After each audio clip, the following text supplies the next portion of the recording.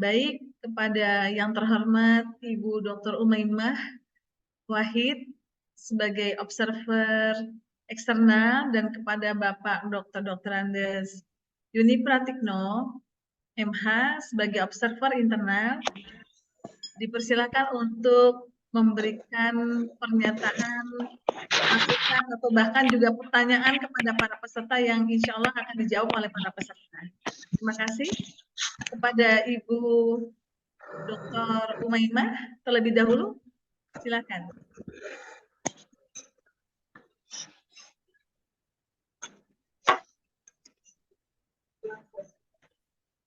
Mohon izin.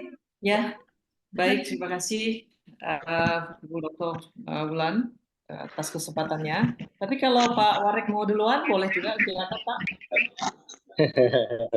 Boleh kalau diizinkan. Boleh, sangat boleh Pak. Silakan. Baik, ya silakan.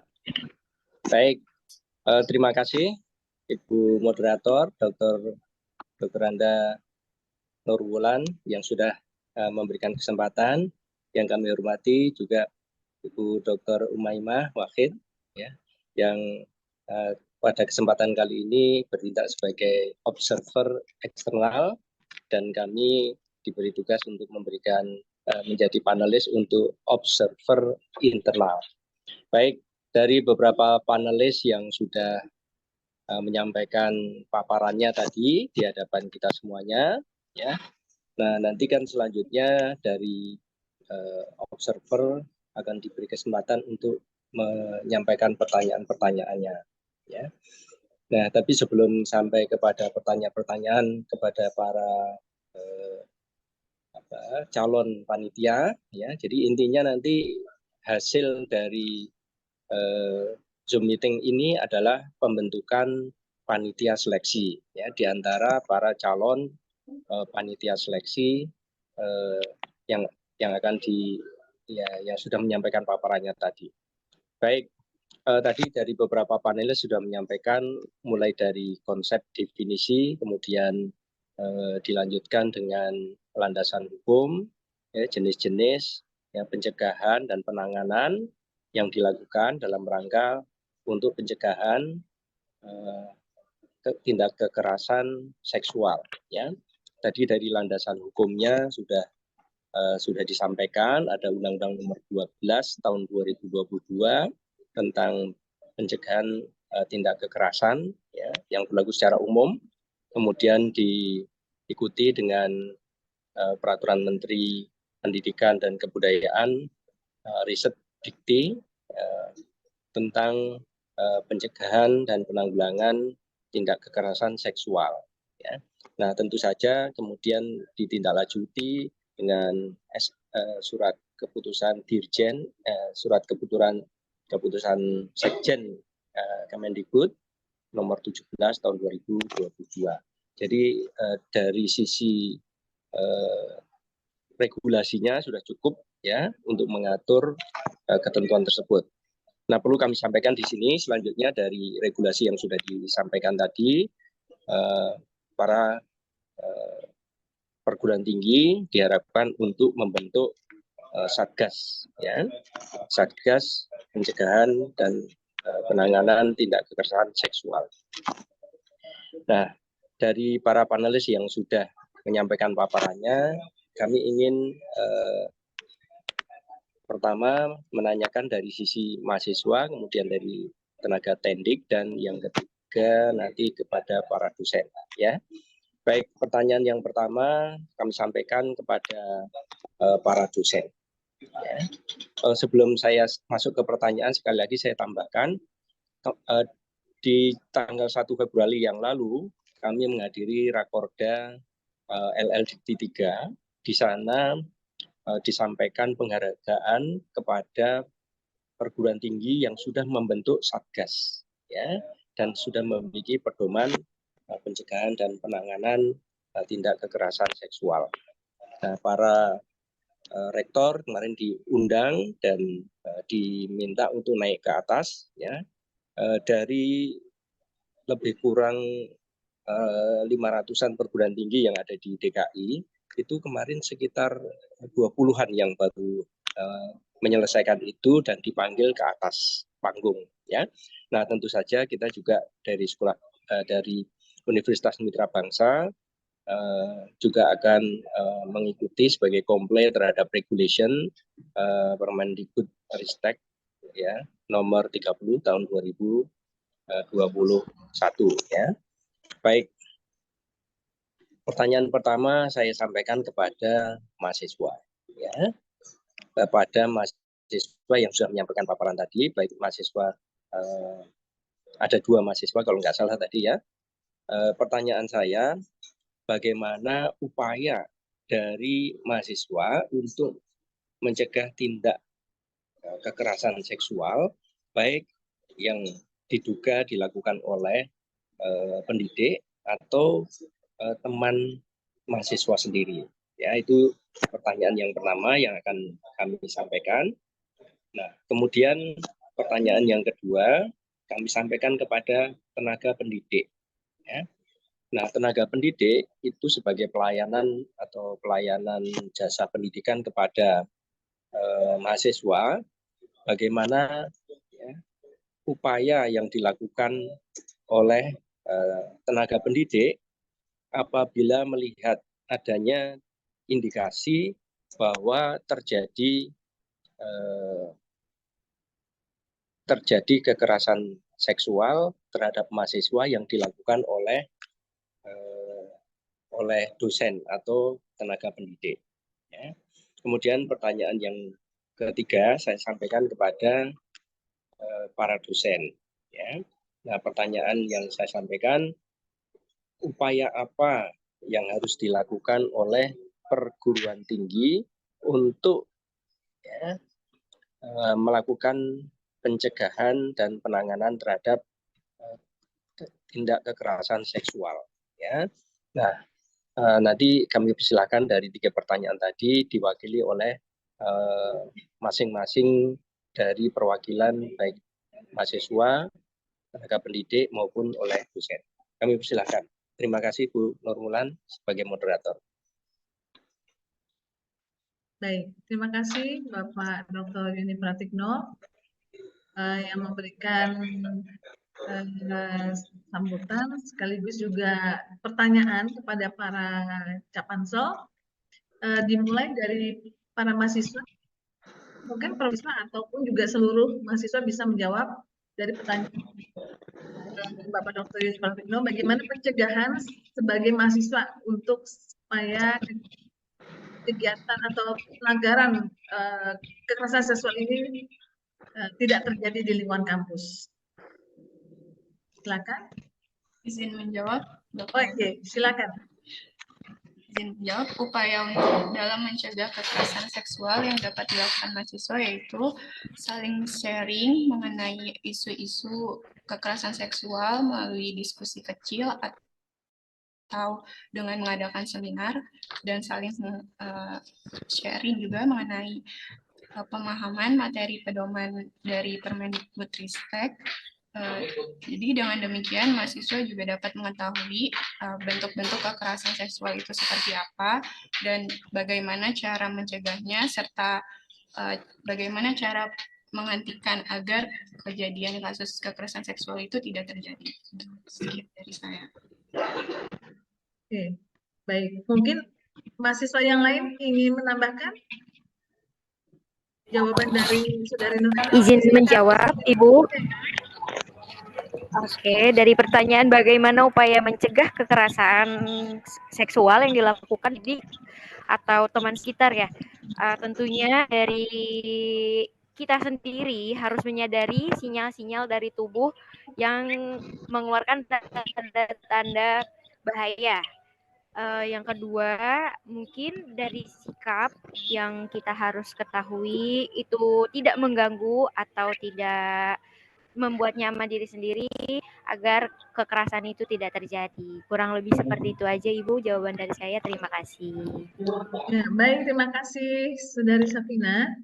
Ada yang ingin menambahkan? Mungkin sudah relatif terkait dengan pertanyaannya Bapak Yuni Pratikno? Cukup Ibu, kurang lebihnya sama apa yang disampaikan Mbak Safina dan Mbak Ini. Oke, baik, terima kasih. Ya, jadi bagaimana para mahasiswa juga ikut turut andil dalam bagaimana cara mencegah ya kekerasan seksual ini di lingkungan teman-teman, bahkan juga di lingkungan kampus, juga di lingkungan sekitar kampus kita sebagai mahasiswa yang mempunyai dedikasi yang tinggi terhadap nilai-nilai norma ya yang kita anut sebagai bangsa Indonesia.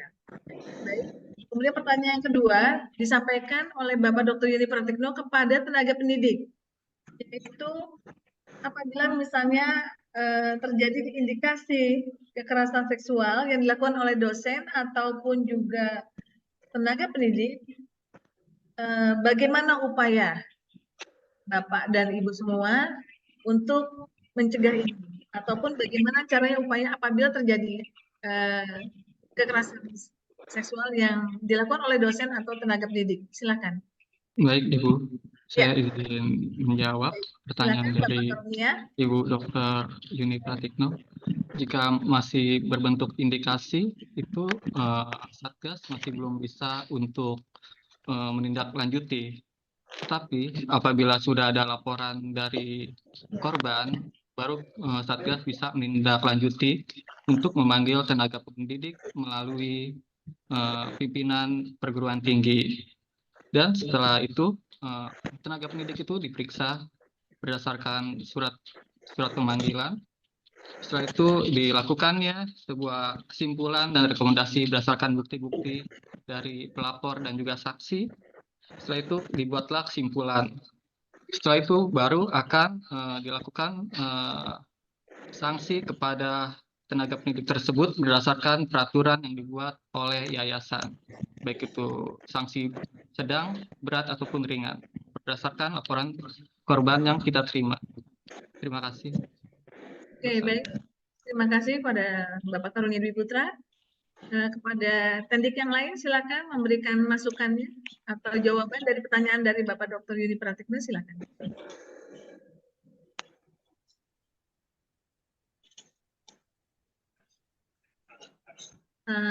Bapak Jaka atau Ibu Maharani, silakan. Baik, Ibu. Izin saya untuk menjawab pertanyaan dari Pak Dr. Yuni Pratikno. Jika tenaga pendidik di perguruan tinggi melihat indikasi kekerasan seksual, yang pertama bisa melakukan pelaporan internal.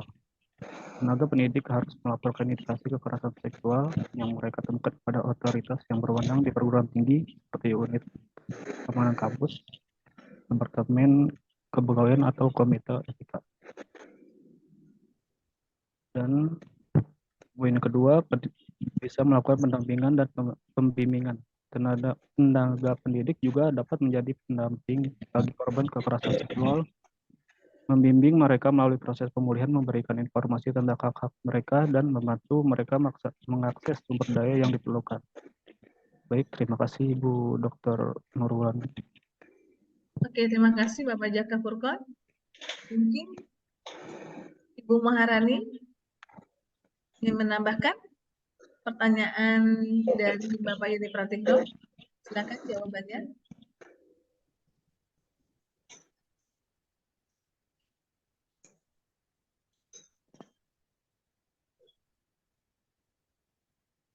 Bu Maharani, tidak ada tambahan jawaban? Tidak ada, Ibu. Oh, tidak ada. Baik. Baik. Pertanyaan terakhir diberikan kepada Bapak dan Ibu dosen yang tadi disampaikan oleh Bapak Dr. Yuni Pratikno sebagai observer internal. Yang ditanyakan adalah upaya perguruan tinggi, bagaimana caranya melakukan pencegahan dan penanganan kekerasan seksual di kampus. Bapak dan Ibu dosen silakan menjawab secara bergiliran pertanyaan dari Bapak Dr. Yuni Pratikno. Dimulai dari Ibu Tina terlebih dahulu, silakan. Sudah raise hand?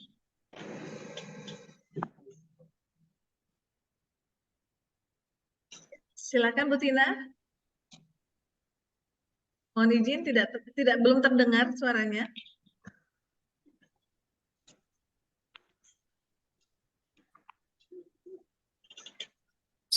Sudah terdengar, Bu?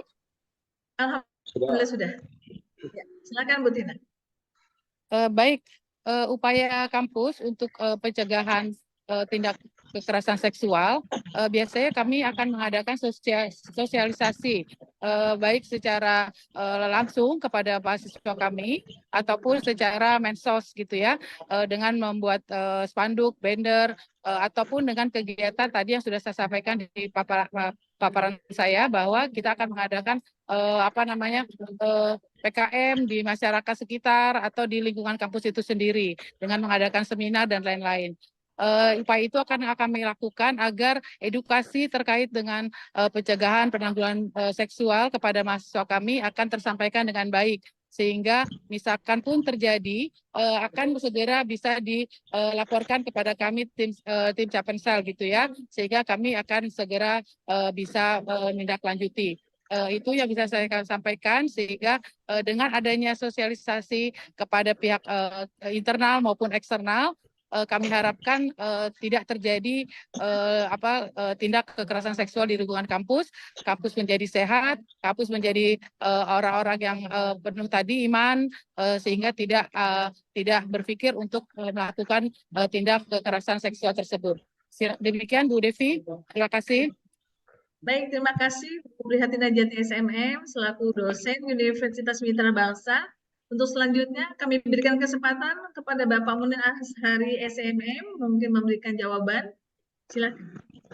Terima kasih Bu Moderator. Mohon izin menambahkan dari Ibu dosen Tina, baiknya untuk perguruan tinggi dalam hal pencegahan itu memperbanyak CCTV agar ada di setiap kelas atau ruangan, lorong, kantin, dan tempat aktivitas kampus.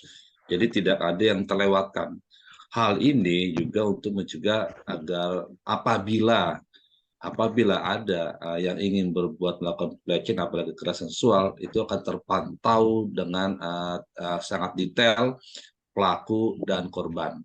Penanganan apabila telah terjadi laporan, maka harus diadakan investigasi lebih dulu, Ibu sekalian.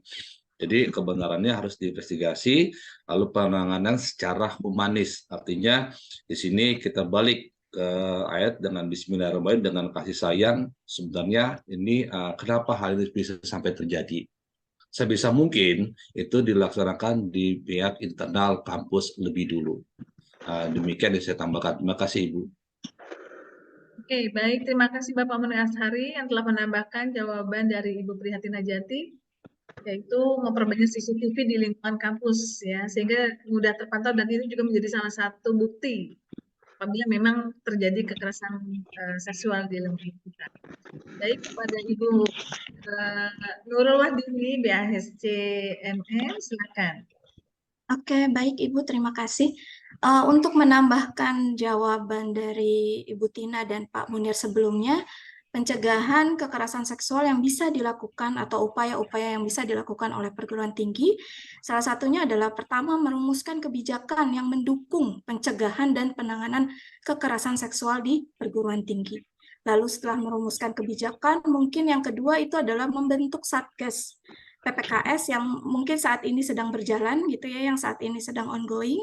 Lalu juga bisa dilanjutkan dengan menyusun pedoman atau mungkin membuat pos-pos PPKS gitu ya, pos-pos aduan atau pos-pos layanan yang bisa menampung aspirasi ataupun cerita-cerita dari lingkungan kampus atau member yang ada berada di kampus.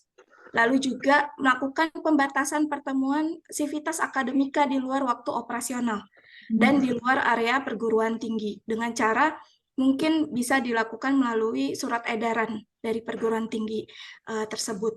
Lalu juga menyediakan layanan pelaporan kekerasan seksual berupa hotline mungkin atau berupa pos-pos yang memang dikhususkan untuk penanganan pencegahan kekerasan seksual.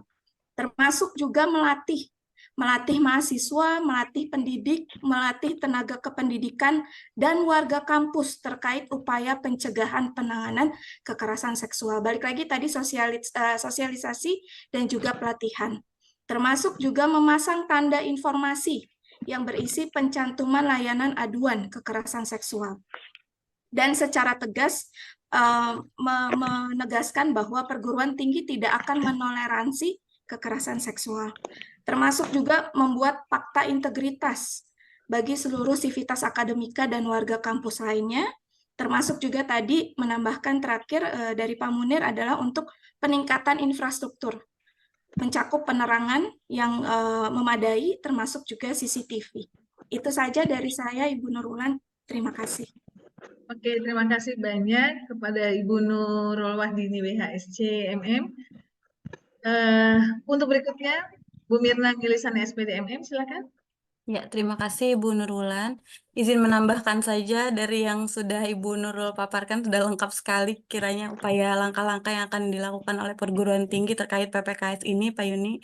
Menambahkan bahwa kegiatan PPKS ini bukan hanya untuk segelintir orang di kampus saja, tapi untuk keseluruhan warga di kampus, baik mahasiswa, tenaga pendidik maupun dosen-dosen dan seluruh warga akademis di lingkungan kampus. Jadi kita perlu merangkul seluruh orang di kampus itu untuk sadar akan pentingnya pencegahan kekerasan seksual di lingkungan kampus ini. Demikian yang dapat saya sampaikan. Terima kasih. Baik, terima kasih kepada Bu Mirna Gilisana SPD MM yang telah memberikan jawaban atas pertanyaan dari Bapak Dr. Yuni Pratikno selaku observer internal. Nah, untuk selanjutnya kami persilakan kepada observer eksternal Ibu Dr. Umaymah Wahid yang mungkin ingin memberikan pertanyaan kepada para peserta Capansel, dipersilahkan. Bu Nurwulan, Ibu Nurwulan, mohon izin. Baik, Pak. Saya ada rapat ini, jadi mohon izin saya meninggalkan Zoom meeting. Oke. Ya, nanti kalau selesai rapat masih berlangsung kami bergabung kembali, tapi kalau sudah selesai ya saya mundur diri dari sekarang. Baik, mohon maaf ya, terima kasih. Wassalamualaikum warahmatullahi wabarakatuh. Waalaikumsalam warahmatullahi wabarakatuh. Terima kasih Bapak Dr. Yuni Pratikno yang telah memberikan kesempatannya, waktunya untuk menjadi observer internal pada kegiatan uji publik Capansel PPKS Universitas Mitra Bangsa. Berikutnya kepada Ibu Dr. Umaymah Wahid, dipersilahkan. Baik, terima kasih Ibu Dr. Anda Nurulan atas kesempatannya. Assalamualaikum warahmatullahi wabarakatuh. Waalaikumsalam. Waalaikumsalam warahmatullahi wabarakatuh. Salam sehat dan salam lawan kekerasan seksual. Pertama saya menyampaikan rasa hormat kepada Pak Dr. Yuni Pratikno ya, Wakil Rektor Universitas Mitra Bangsa yang tadi juga sudah hadir dan juga menjadi observer internal. Kemudian tentu kepada Ibu Dr. Anda Nurulan sebagai pemekarsa dan juga moderator sekaligus mengajak saya menjadi bagian dari praktek baik uji pansel pada pagi hari ini. Kemudian pada Ibu, Bapak, dan juga rekan mahasiswa yang hadir, khususnya pada Capansel. Tadi saya catat ada Ibu Tina, Ibu Nurul, Ibu Mirna, kemudian Pak Munir, Pak Jaka, kemudian mahasiswa Mbak Nur Aini Fadila, Mas Abdul Latif, kemudian terakhir Safina ya, nggak salah ya. Mohon maaf jika ada yang tidak tersebutkan. Oke, baik, terima kasih ya. Ini merupakan apa ya? Di samping kewajiban Satgas dan proses Satgas itu dimulai dengan membentuk pansel dan uji publik adalah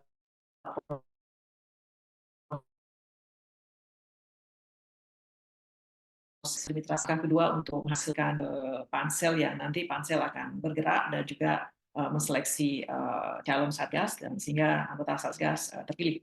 Oke, baik. Pertama saya memberikan apresiasi ya dan penghargaan yang besar yang sangat tinggi ya pada Universitas Mitra Bangsa. Ini nampaknya lengkap banget nih ya Bu Nur ya. Jumlah Capansel dari ketiga unsur nih, ada dosen, ada tendik dan juga mahasiswa ya. Ini luar biasa. Alhamdulillah. Mungkin ini juga salah satu bentuk dari spirit, idealisme, dan juga semangat juang ya untuk mencegah agar kekerasan seksual tidak ada di kampus Mitra Bangsa. Kemudian juga tadi PPT-nya juga luar biasa gitu ya. Ya udah hatom semua nih ya, udah belajar keras nih nampaknya ya mempersiapkan PPT. Jawaban-jawabannya juga tadi ya luar biasa sekali, Bu Nurul luar biasa dan lain sebagainya.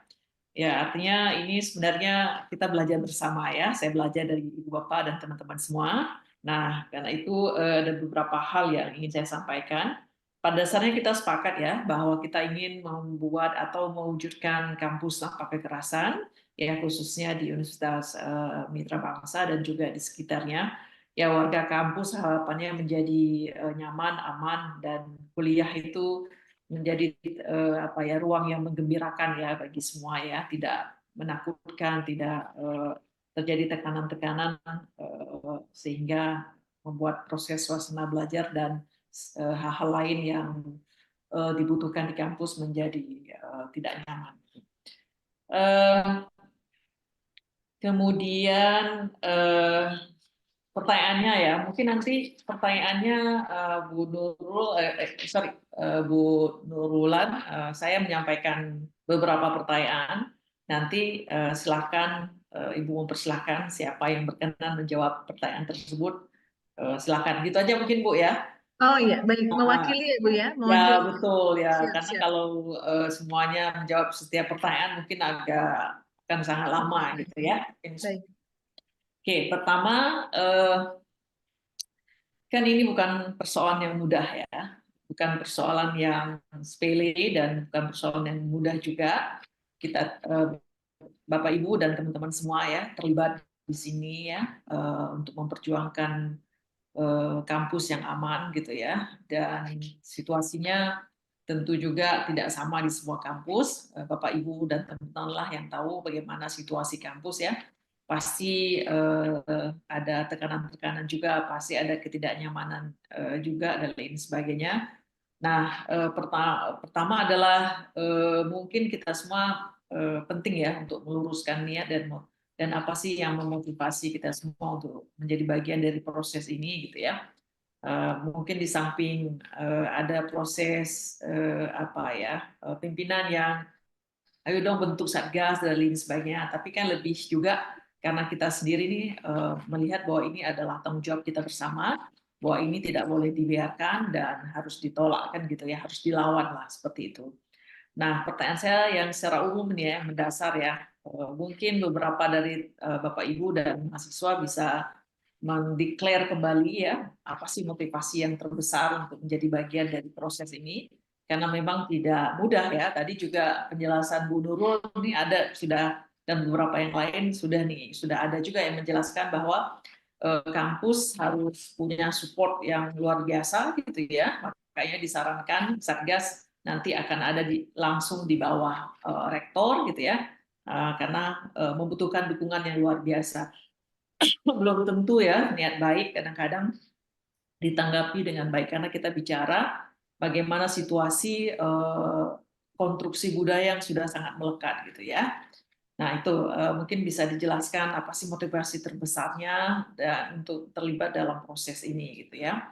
Dan karena memang tekanannya pasti ada, dan kemudian tentu kita berharap kampus pimpinan memberi dukungan yang sangat luar biasa, yang konsisten ya, agar proses kepada Bapak Ibu semua gitu ya, agar proses ini apa ya bisa berjalan dengan baik, proses melawan kekerasan ini bisa berjalan dengan baik. Itu satu. Kemudian yang kedua ya, tadi sudah disampaikan juga dari presentasi Bapak Ibu dan teman-teman ya, bahwa data tentang kekerasan seksual itu baik dari Komnas Perempuan, Kementerian Perempuan ya dan Perlindungan Anak, kemudian dari berbagai LSM, dari kampus-kampus yang sudah melakukan riset, karena salah satu tugas Satgas itu adalah ada riset gitu ya, setidaknya 1 tahun sekali gitu ya, dan kemudian juga dari berbagai media online kita bisa melihat ya, kita bisa setiap hari ya, walaupun di kampus terus harus orang-orang yang dipercaya yang intelektual yang dibandingkan dengan yang lain gitu ya. Dan karena sepatutnya yang dididik bukan hanya akal tapi yang dididik juga hati dan nuraninya. Karena itu kalau kekerasan kemudian terjadi di kampus karena ketika awal spirit ini Permendikti nomor 30 2021 keluar, itu juga dasarnya adalah penelitian yang dilakukan oleh Kemendikbud sendiri gitu ya, bahwa memang banyak sekali terjadi kekerasan di kampus dan kemudian 70% lebih mengetahui bahwa kekerasan itu terjadi dan tapi realitasnya adalah banyak yang tidak mau melapor gitu ya. Jadi seperti fenomena gunung es gitu ya. Jadi upaya untuk speak up ini masih sangat kurang gitu ya.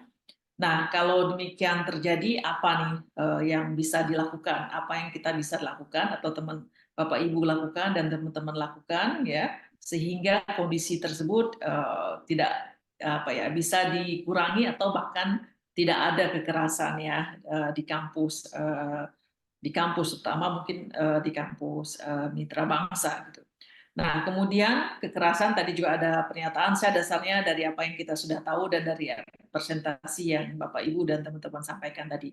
Yang kedua, yang ketiga kan sudah disebutkan tadi bahwa sebenarnya bukan laki-laki dan perempuan, sebenarnya ada pada relasi kuasa gitu ya.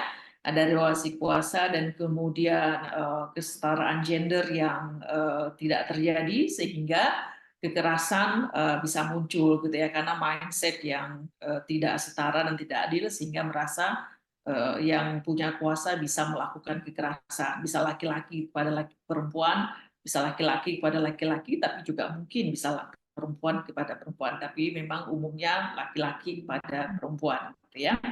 Karena ada yang protes juga nih, kok kekerasan itu seringkali perempuan aja sih yang dikorbankan, kami juga laki-laki bilang oh, kami juga kadang-kadang jadi korban gitu ya.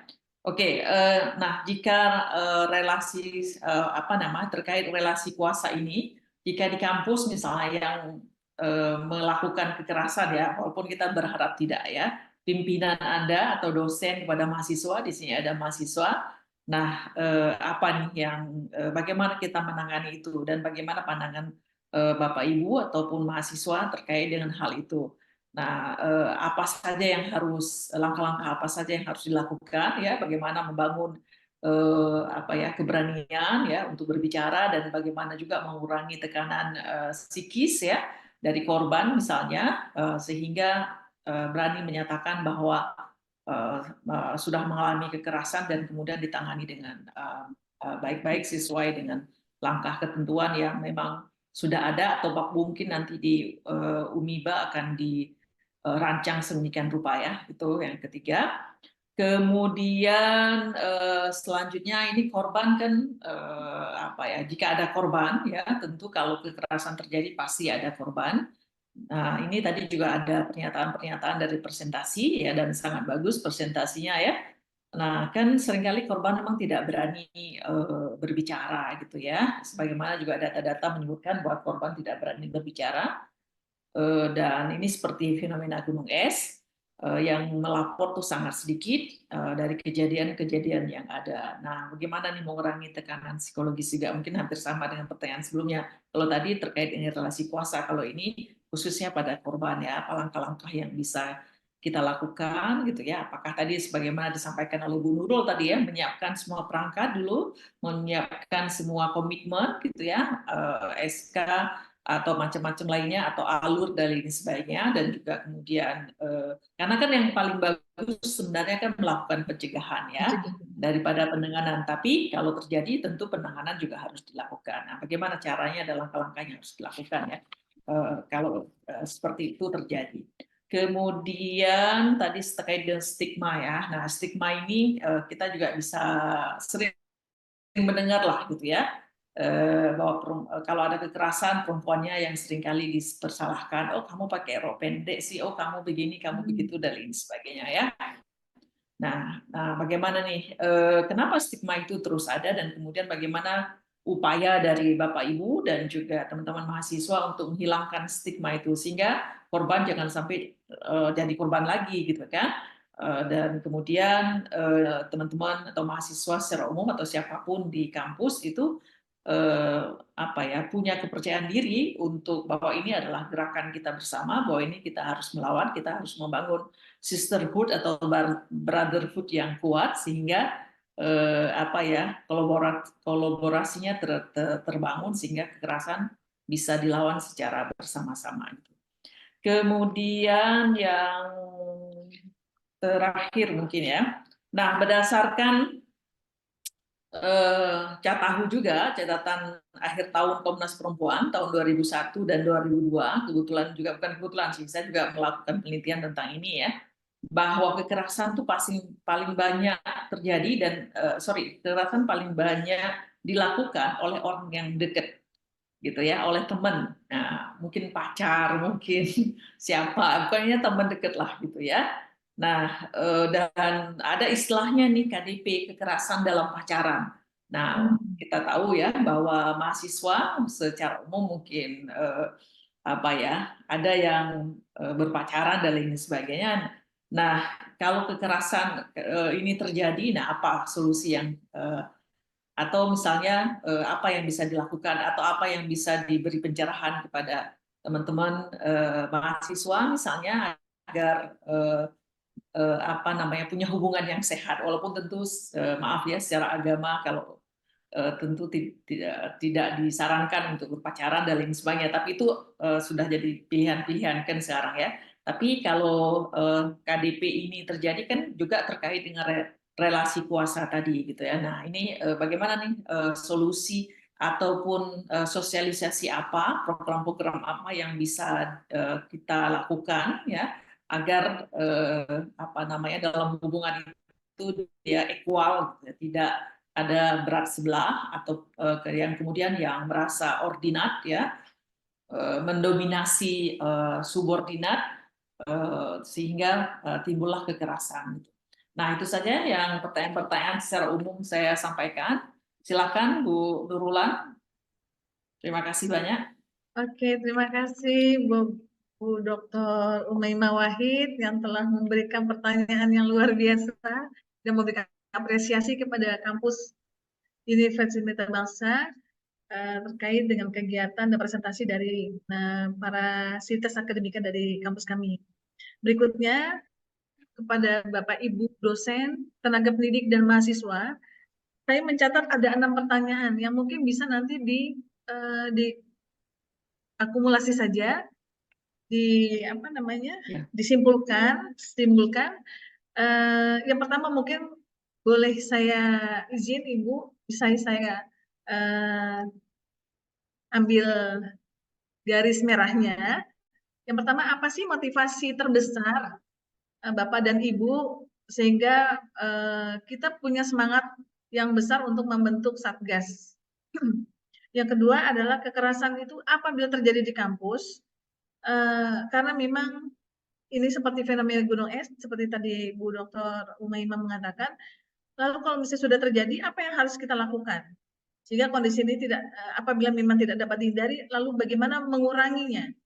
Kemudian yang ketiga adalah tentang masalah relasi kuasa, yaitu kurangnya pemahaman kesetaraan gender, di mana biasanya wanita menjadi objek kekerasan seksual. Ini bagaimana penanganannya, kemudian bagaimana upaya Bapak dan Ibu juga tenaga pendidik juga mahasiswa agar mahasiswa atau siapapun korban yang terjadi di lingkungan kampus berani untuk berbicara. Yang keempat, misalnya terjadi korban, kemudian korban itu tidak tahu bagaimana cara melapornya. Bagaimana caranya sehingga laporan ini bisa diselesaikan dan juga ditangani masalah secepat mungkin. Pertanyaan yang kelima adalah stigma, di mana perempuan biasanya selalu dipersalahkan apabila sudah terjadi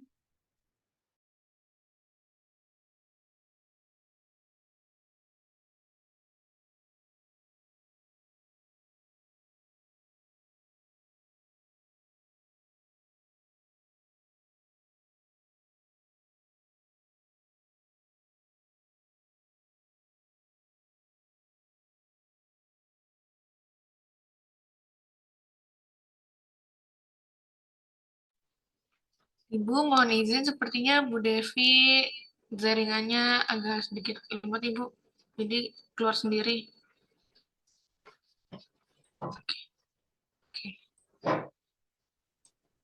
Oke, baik. Kemudian mohon izin tadi jaringan agak terputus. Mas.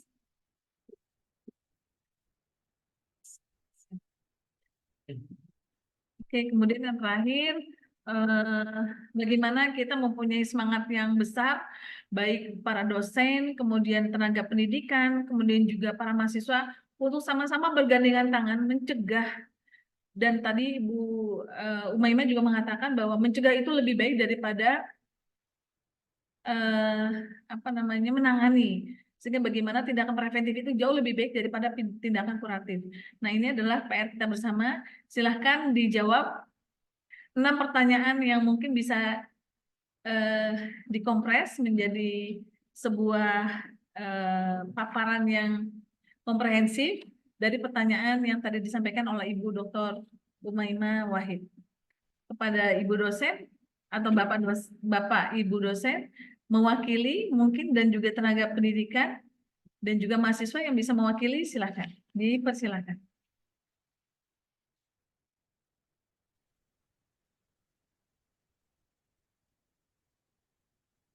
Silakan. Oke, mungkin saya akan mencoba untuk menjawab penerulan pertanyaan dari Ibu observer, Ibu Umaymah. Saya kebetulan mencatat juga, Bu, pertanyaan-pertanyaan, jadi mungkin saya akan mencoba untuk membreakdown masing-masing pertanyaan tersebut. Yang pertama itu adalah pertanyaan tentang motivasi terbesar, gitu ya, motivasi terbesar untuk khususnya saya untuk mengikuti Capansel PPKS ini atau menjadi Satgas. Secara personal sebenarnya motivasi terbesarnya adalah untuk kebermanfaatan, gitu ya, untuk kebermanfaatan dan juga panggilan hati nurani, gitu ya, untuk mewujudkan yang kita sebut zero case, kalau bisa tidak ada sama sekali kekerasan seksual yang terjadi di lingkungan kampus, gitu ya. Jadi memang motivasi terbesar yang personally saya punya itu adalah untuk kebermanfaatan dan juga panggilan hati nurani, seperti itu. Jadi memang harapan kita semua, gitu ya, tidak ada sama sekali kasus yang terjadi karena memang masing-masing dari kita sudah mengerti betul konsekuensi dan juga dampak, gitu ya, dan juga tidak mempunyai niatan buruk sama sekali terhadap kolega ataupun orang terdekat kita, gitu. Jadi itu motivasi terbesar saya. Lalu yang kedua itu adalah mungkin dari sisi dari sisi prinsip, gitu ya, prinsip kami sebagai PPKS atau Pansel, gitu ya, adalah pertama kita harus selalu mengutamakan kepentingan terbaik bagi korban, gitu. Jadi mau itu mungkin pelaku itu adalah pimpinan ataupun pelaku itu adalah mungkin orang yang kuasanya lebih di atas kita, kita harus selalu sebagai Pansel atau sebagai Satgas itu mementingkan segala sesuatu yang terbaik bagi korban. Kita harus menjadi pendengar cerita mereka, curhat mereka yang terbaik, sehingga mereka merasa nyaman, mereka merasa aman, dan juga mereka merasa percaya. Itu adalah prinsip pertamanya. Jangan sampai kita sebagai Pansel ataupun sebagai Satgas justru memojokkan mereka, gitu ya. Walaupun itu mungkin datangnya kekerasannya atau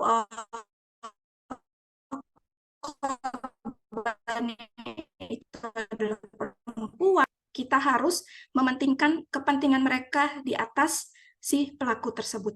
Lalu yang kedua prinsipnya itu adalah keadilan dan kesetaraan. Tadi balik lagi, siapapun pelakunya, mau itu pimpinan, mau itu mungkin direksi ataupun siapa saja yang mempunyai kuasa lebih di atas kita, kita harus mementingkan atau mempunyai prinsip keadilan dan juga kesetaraan. Lalu juga prinsip yang ketiga itu adalah kesetaraan hak dan aksesibilitas bagi penyandang disabilitas. Nah, ini juga yang mungkin sering kita lupakan, gitu ya, bahwa banyak saudara-saudara kita, teman-teman kita yang disabilitas itu yang harus kita lindungi. Baik itu di kampus maupun juga mungkin di luar kampus, gitu ya, di mana tempat kita berprofesi dan lain sebagainya. Lalu prinsip yang keempat itu adalah kami sebagai pansel harus mempunyai akuntabilitas. Kami harus mempunyai menjadi orang-orang yang bisa dipercaya, menjadi orang-orang yang accountable, sehingga korban ataupun korban bisa mempercayai kami untuk bisa menangani kasus kekerasan seksual. Lalu juga kita harus menjadi orang-orang atau prinsipnya yang menjadi independen, lalu juga kehati-hatian gitu ya. Jadi kita juga tidak boleh tergesa-gesa, tidak boleh terburu-buru. Apabila menerima laporan harus betul-betul kita cross check.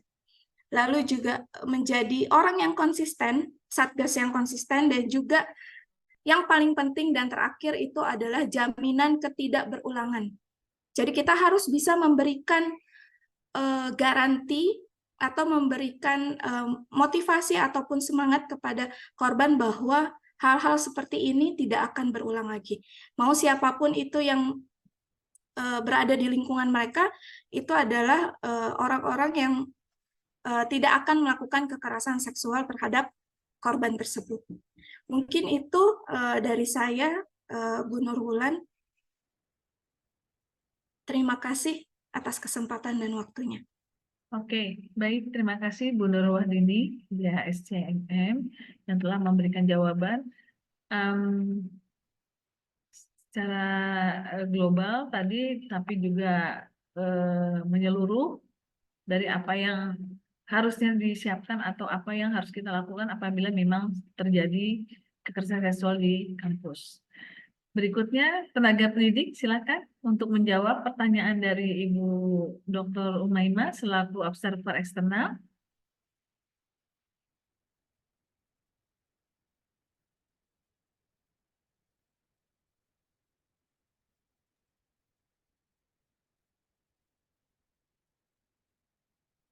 Assalamualaikum Ibu. Izin jawab Ya, untuk motivasi ya. dan pencegahan yang harus motivasi besar, yaitu kita harus pertama mencegah ya, dengan cara apa? Dengan cara semua warga kampus, tendik, mahasiswa maupun pimpinan seluruhnya harus mentaati peraturan dan juga etika ke setiap orang. Sehingga dengan taati peraturan ini, maka seluruhnya merasa diawasi oleh peraturan. Karena Satgas harus memiliki wewenang, tidak boleh tebang pilih dalam melakukan tindak laporan korban. Adapun motivasi yang lain adalah balasan. Balasannya yaitu jika kita dengan ikhlas membantu dan mencegah adanya kekerasan seksual yang ada di kampus, maka kita harus bisa kita mendapatkan balasan berupa pahala, dan insya Allah kita akan bisa mendapatkan surga karena sudah membantu orang dan juga lingkungan untuk tetap aman dan nyaman. Seperti itu Ibu, motivasi terbesarnya.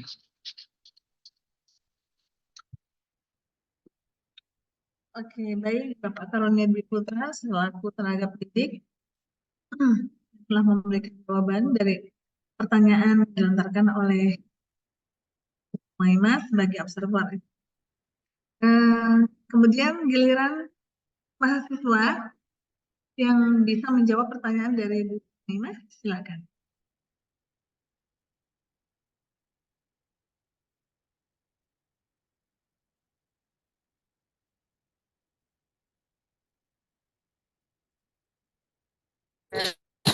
Oke, izin menjawab dari pertanyaan Ibu Muhaimin, Ibu Dr. Ibu Umaimah Wahid. Iya, motivasi terbesar dari Satgas Kampus, penilaian dari mahasiswa ya Ibu, tentunya adalah motivasi untuk mencapai maksimal, yaitu bekerja keras dan bergabung dalam Satgas. Hendaknya kita berharap ini menjadi ladang amal, tentunya seperti yang tadi dibilang Bapak Dwi. Dan ketika memberikan semangat motivasi serta dukungan bagi yang sudah menjadi korban, tentunya mencegah kekerasan ini seperti yang dibilang Ibu Ibu Nurul Wahdini. Dari Ibu Nurul Wahdini, ya. Sehingga kita dari mahasiswa juga bisa mencegah dan memperingati teman-teman yang lain, khususnya warga pendidikan, warga kampus sendiri. Sisi prinsip mahasiswa untuk penyandang disabilitas juga penting, begitu penting untuk tentunya harus digarisbawahi ya Ibu, penyandang disabilitas yang menjadi korban dari kekerasan seksual ini. Tentunya mengurangi ketidaknyamanan yang disebabkan karena reaksi emosi dan pikiran setelah mengalami kekerasan seksual, menjadi dampak depresi yang tentunya menyebabkan mereka sangat tertekan. Juga mengurangi dampak negatif dari pengalaman traumatis, serta menyediakan dukungan emosional bagi korban, membantu korban untuk mengakses informasi terkait layanan dan dukungan yang dia butuhkan, dan membantu memenuhi kebutuhan dasar yang mendesak setelah korban mengalami kekerasan, seperti kekerasan fisik maupun kekerasan dari nonverbal ya Ibu. Kurang lebih itu saja dari saya. Terima kasih. Oke, baik, terima kasih dari Safina. Ada pertanyaan yang belum terjawab ini. Apabila memang terjadi relasi terdekat, biasanya kekerasan itu dilakukan oleh relasi terdekat. Teman, om, saudara, kakak ipar, dan sebagainya. Nah, solusinya bagaimana untuk memberikan pencerahan kepada para calon korban atau kita semua agar membangun hubungan yang sehat supaya tidak terjadi lagi atau tidak terjadi kekerasan seksual. Mungkin bisa dijawab Bu sebagai pertanyaan terakhir, mungkin Bu Nur, Mbak Nur Aini Fadilah sebagai mahasiswa, silakan. Ya, mohon izin Ibu, dalam menjalin hubungan yang sehat itu kita mungkin saling menasehati dan saling mengingatkan apabila terdapat potensi akan terjadinya kekerasan seksual agar tidak terjadi. Jadi sebelum terjadi itu kita sudah mencegah lebih dahulu karena kita sudah memahami bentuk-bentuk kekerasan seksual itu seperti apa dan cara mencegahnya seperti apa. Dan apabila kita melihat sesuatu hal yang menurut kita tidak benar atau menyimpang, mungkin kita bisa langsung menghentikan hal tersebut. Itu menurut saya. Oke. Izin menambahkan Bu, mungkin silakan Bu untuk mencegah kekerasan seksual dilakukan oleh orang terdekat, yang paling pertama adalah kita harus set boundaries. Walaupun itu orang terdekat kita berupa keluarga ataupun saudara sendiri, tetap kita harus mempunyai yang namanya boundaries. Boundaries untuk memproteksi diri kita sendiri, gitu ya. Jadi kita ajarkan juga ke mahasiswa-mahasiswa, termasuk juga ke lingkungan kampus, apa yang boleh dan apa yang tidak boleh, apa yang wajar dan apa yang tidak wajar. Karena seringkali mungkin berdasarkan mungkin pendidikan ataupun yang parenting yang sebelumnya, hal-hal seperti itu kurang untuk disosialisasikan gitu. Jadi kita sebagai generasi yang zaman sekarang gitu ya, yang lebih terbuka, lebih mengetahui, kita harus terus-menerus melakukan sosialisasi, terutamanya terhadap mahasiswa kita, adik-adik kita, termasuk juga lingkungan kampus, boundaries apa saja sih yang boleh ataupun yang tidak boleh dilakukan, termasuk yang normal dan juga tidak normal, hal-hal yang wajar dan yang tidak wajar gitu. Itu saja mungkin tambahan dari saya. Terima kasih. Ya, baik, terima kasih Bu Ibu Rawahdi telah memberikan closing dan tambahan dari seluruh pertanyaan yang dilontarkan Ibu Dr. Naimah Wahid. Demikian Ibu Dr. Naimah Wahid, mungkin Ibu bisa memberikan ulasan ataupun juga feedback dari jawaban para peserta Capansel hari ini. Silakan. Ya, baik, terima kasih atas jawabannya yang luar biasa ya. Saya merasa bahwa ini udah siap semua ya di Capansel, dan tentu saja berdasarkan apa yang diketahui dan dipahami dan juga biasa untuk wujud kampus yang aman dari kekerasan, ya. Ini bisa di dasar yang kuat ya, sehingga nanti pilih siapa ya calon satgasnya yang juga tepat gitu. Nah kan tugas Bapak Ibu pilih sebagai pansel kan akan memilih ya. Nah tentu ada kriteria tertentu ya, walaupun di Permendikti sudah disebutkan kriterianya apa saja gitu ya.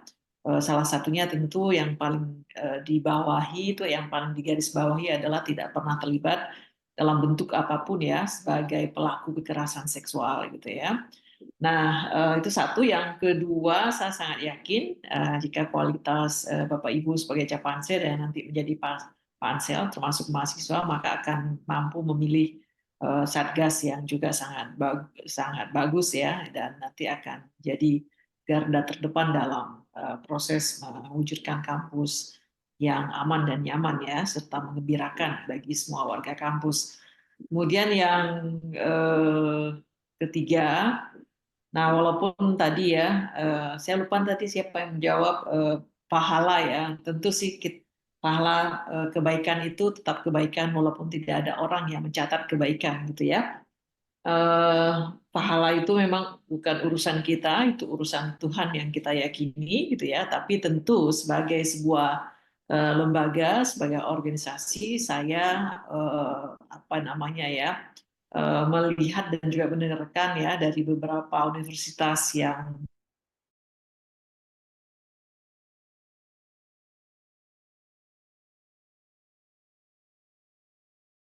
dan memberi apa ya reward tertentu ya kepada apa ya kepada satgas gitu, karena ini bukan pekerjaan yang mudah atau bukan perjuangan yang ringan gitu ya. Pertama tentu ya ada aturan, tadi saya sepakat kalau nggak salah Bu Nurul ya bilang ya, dan beberapa yang lain. Kemudian komitmen yang sangat besar gitu dari pimpinan, mungkin yayasan dan juga rektorat ya, yang bisa ditularkan ke semua pimpinan yang lain di kampus bahwa ini adalah persoalan bersama dan ini juga adalah perjuangan bersama ya, yang harus dilakukan secara bersama-sama juga gitu ya, sehingga support tersebut akan menular gitu ya, dan akan menjadi semangat yang baik ya, dan juga apa ya lebih nyaman satgas nanti ketika menjadi bagian dari proses apa baik pencegahan dan juga penanganan jika kekerasan seksual terjadi. Tapi tentu ada aturannya, saya sepakat ya, ada SOP, ada aturan, ada langkah-langkah yang dilakukan gitu ya. Kemudian ada apa saja yang dibutuhkan, misalnya dalam proses agar sosialisasi bisa terjadi gitu ya. Saya sepakat tadi ada menyatakan media apa aja yang diperlukan ya, mungkin media sosial apa saja dan lain sebagainya, aplikasi atau sistem apa saja gitu ya, karena sebagian korban atau banyak korban kan tidak nyaman bicara secara langsung gitu ya. Mungkin jika ada aplikasi tertentu bisa digunakan misalnya gitu ya. Kalau tadi balik lagi soal penghargaan ya bisa bentuk, kalau mahasiswa ya sebagai bentuk KKN, KKP dan lain sebagainya ya.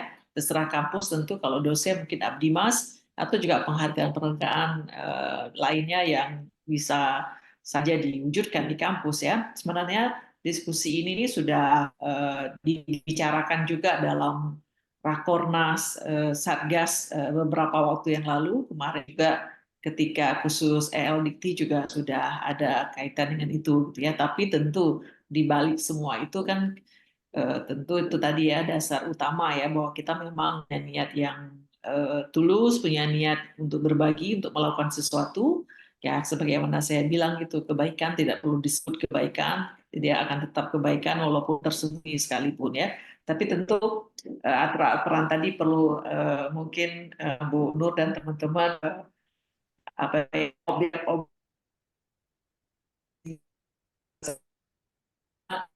atau dan sebagainya yang mereka tugas satgas gitu ya. Dan karena ekologi tentu harus bersama ya, walaupun pansel nanti tetap saja saling support ya dengan BEM dan ini juga pada dasarnya presisi ya dengan apa yang bagus jadi awal untuk mewujudkan kampus aman dari kampusnya aman dan bisa melawan kekerasan sehingga tidak ada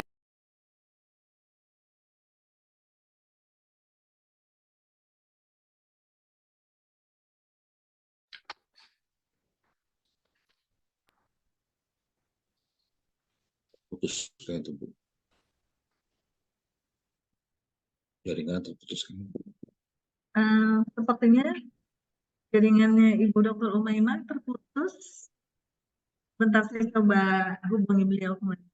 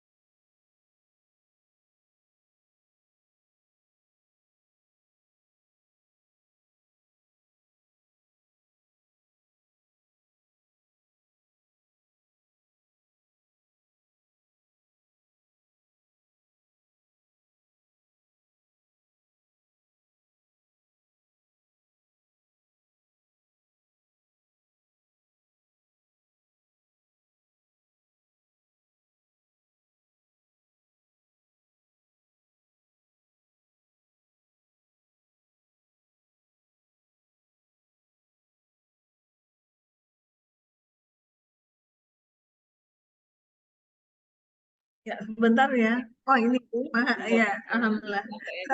Sudah bergabung kembali. Oke, silakan Ibu.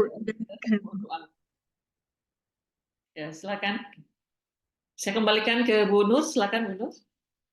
Oke, baik. Terima kasih Ibu Dr. Umaymah Wahid telah memberikan pencerahan pada semua bagaimana pentingnya memang pencegahan dan penanganan kekerasan seksual di lingkungan kampus. Tidak hanya dari oleh dosen tenaga pendidikan, tapi juga mahasiswa ikut bekerja sama bahu-bahu untuk menciptakan lingkungan yang sehat, bersih, dan aman bagi semua sivitas akademika yang ada di kampus.